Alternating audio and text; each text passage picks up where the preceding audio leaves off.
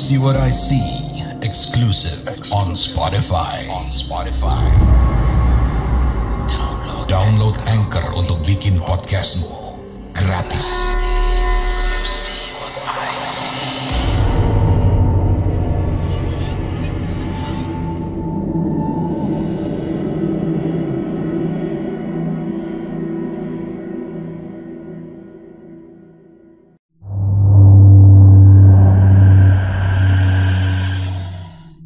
Halo pendengar podcast Do You See What I See?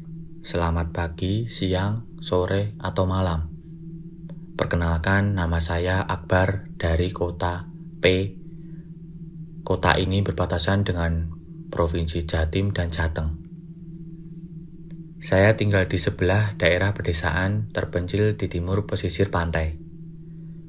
Desa ini bernama Desa W, dan tempat tinggal saya di Dusun K, disebut saja demikian. Di dusun ini daerahnya sangat terpencil dari dusun-dusun lain di Desa W. Dikarenakan dusunku ini paling timur dari desa. Akses masuk ke dusun ini juga harus melewati jembatan penghubung dusun.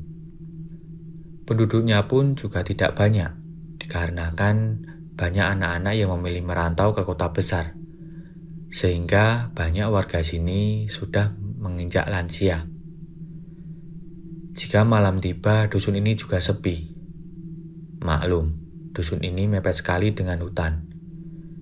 Biasanya pada waktu perpindahan dari sore ke malam, masih banyak terdengar suara burung-burung khas malam hari, seperti burung hantu dan sejenisnya,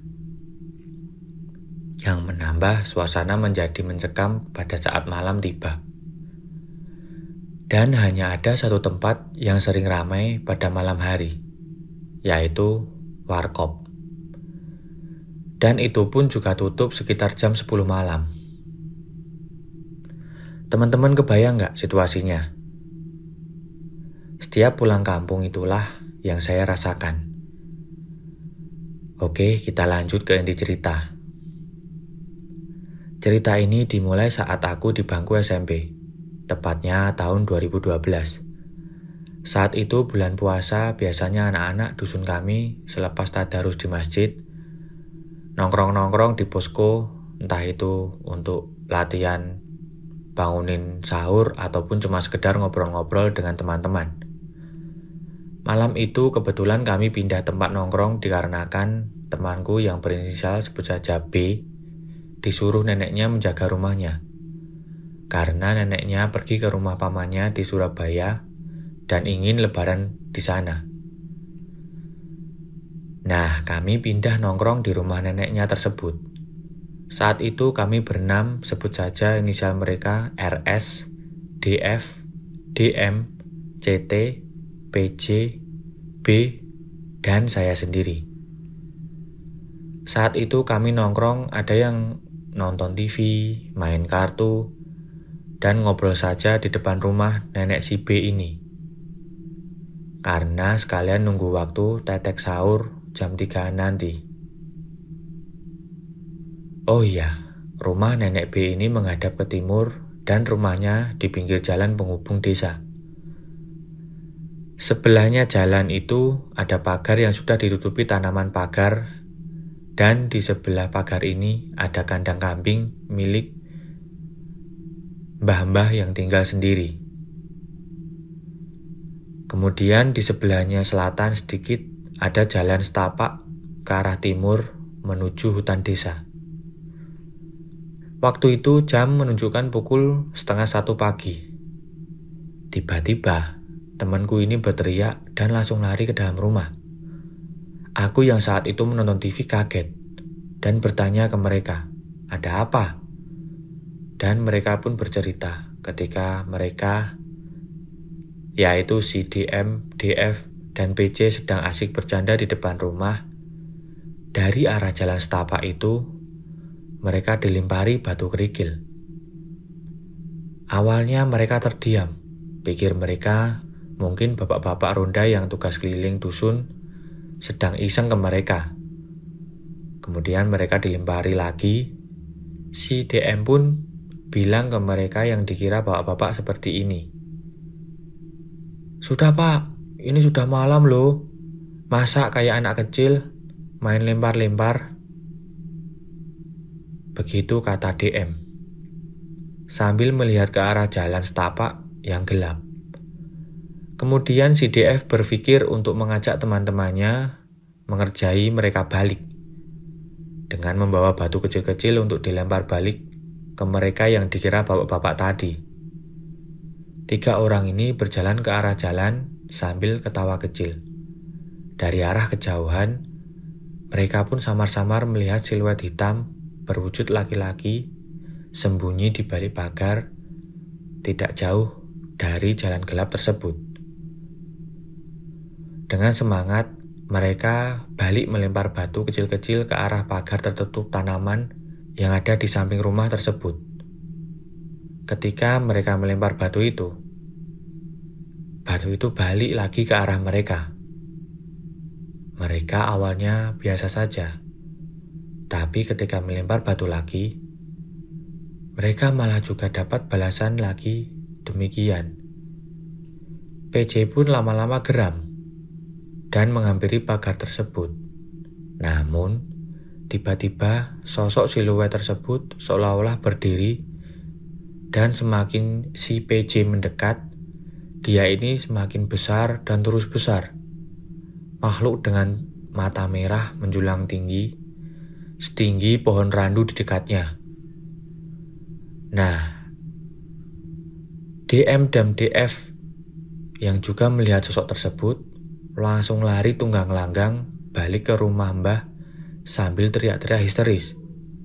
Kemudian disusul si PJ yang pucat pasi dan lemas, seakan-akan ia blank ketika melihat sosok tersebut. Aku yang kaget pun langsung menghampiri mereka dan bertanya ke mereka. Namun mereka hanya histeris sambil menunjuk ke arah jalan tersebut. Aku langsung refleks sembari agak menyipitkan mata melihat ke arah yang ditunjuk mereka. Sebenarnya aku sama sekali tidak bisa merasakan, apalagi melihat mereka. Ya, mereka adalah sosok gaib. Pikirku ini kan juga bulan puasa, mana mungkin ada hal-hal seperti itu. Namun hari itu semua sirna. Ketika aku melihat sosok besar, setinggi hampir pohon, bergerak seolah-olah dengan slow motion ke arah hutan dengan mata besar merah melihat ke arahku. Aku pun sontak langsung freeze. Diikuti dengan suara bruk bruk bruk seperti langkah raksasa di film-film kolosal yang biasa aku lihat di TV. Tidak sampai di situ saja, mataku juga tertuju ke arah pohon kelapa setinggi 5 meter di dekat pohon randu tersebut. Di situ ada sosok besar berbaju putih lusuh duduk di dahan. Wajahnya tidak terlalu jelas, namun terlihat dia memiliki rambut mengembang dan acak-acakan. Kakinya berayun-ayun tertutup kain putih lusuh dan sepintas mulutnya dengan lidah menjulur ke bawah seperti sedang komat kamit. Seperti sosok itu ingin menyampaikan sesuatu kepadaku. Aku yang masih fokus dan nge-freeze melihat dua sosok tersebut, dengan terbata-bata, aku lari masuk ke arah rumah. Aku mencoba mengasih tahu teman-teman yang ada di dalam. Kemudian aku tunjuk ke arah pohon apa yang aku lihat. Sosok tersebut melayang sambil terbang ke arah sosok hitam tadi. Kemudian tiba-tiba datang 2 orang bapak-bapak ronda menghampiri kami dan bertanya, "Kalian lihat juga?" Saya sontak teriak dan menjawab, "Iya pak." Tanpa babi bu, mereka mengejar ke arah kegelapan di sebuah jalan setapak itu. Setelah itu, Saya sadar dan merasakan kaki saya bergetar sampai seluruh tubuh, lemas, dan kepala mulai pening melihat dua sosok tersebut secara bersamaan. Sekitar kurang lebih setengah jam kemudian, dua orang bapak-bapak ini kembali dari arah kegelapan malam dan menghampiri kami.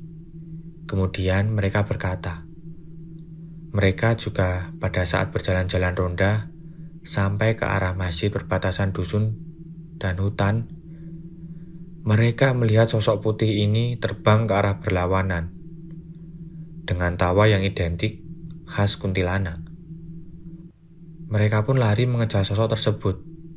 Mereka juga menghampiri ke arah kami setelah mendengar samar-samar kami teriak histeris.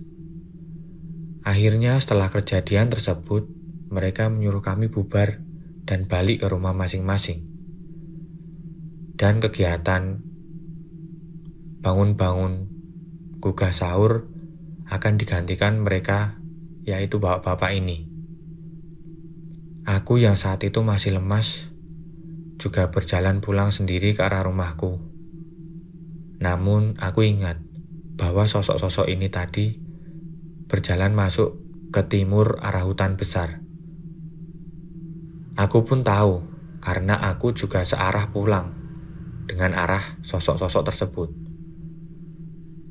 Walaupun misalnya aku berbeda jalan ketika aku pulang pun, aku tetap tidak berani pulang ke rumah. Karena rumahku berderet paling atas, mepet dengan hutan juga. Aku pun tetap putar arah dan jalan ke arah timur.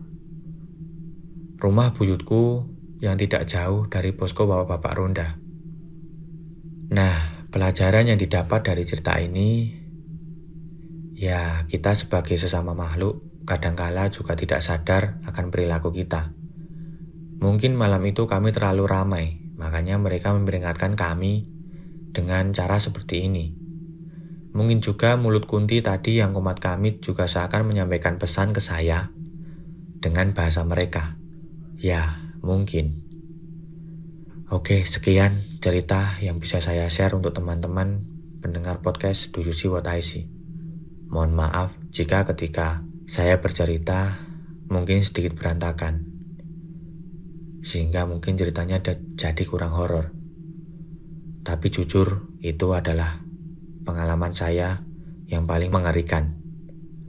Dan mungkin kalau ada kesempatan lagi, saya akan lanjut dengan cerita pengalaman sosok misterius yang pernah saya lihat. Terima kasih.